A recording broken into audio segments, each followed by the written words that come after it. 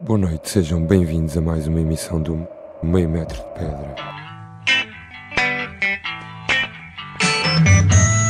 Chama-se Meio Metro de Pedra e é um filme realizado por Eduardo Moraes que documenta a história do rock and roll nacional desde o surgimento, no final da década de 50, até aos dias de hoje.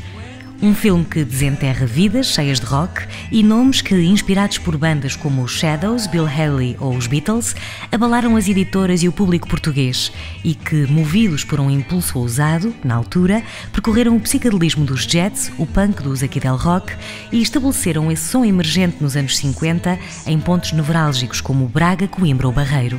A música a nível massivo nos dias de hoje está a atravessar uma época completamente miserável. O menosprezo pelo físico e pelos valores históricos estão completamente impostos numa cultura de massas, e cada vez há menos gajos que conseguem remar contra a maré.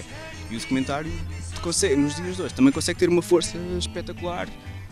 Com o devido respeito, já enjoou a falar sempre dos mesmos, que os Rui Veloso, os Chutes e Pontapés, o José Cid, gajos muito mais importantes, ou tão importantes quanto eles, que se calhar fizeram tanto pela história da música como eles próprios. Eu sou da fase do rock and roll. De início dos anos 60.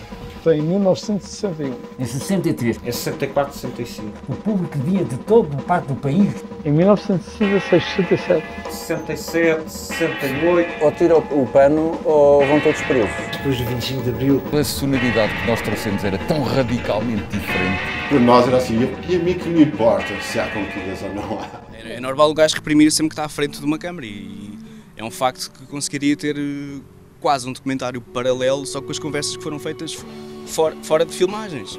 Mas também, pronto, obviamente, na altura de filmagens o método era aquela absorção de informação e aquela troca de impressões sobre o rock e sobre a história, sobre histórias disto, relatos daquilo, experiências, blá blá blá. Eu quero literalmente contaminar os espectadores com a história que estes intervenientes relatam e acho que com este circuito consigo criar uma aproximação entre o próprio conceito do filme e os próprios espectadores.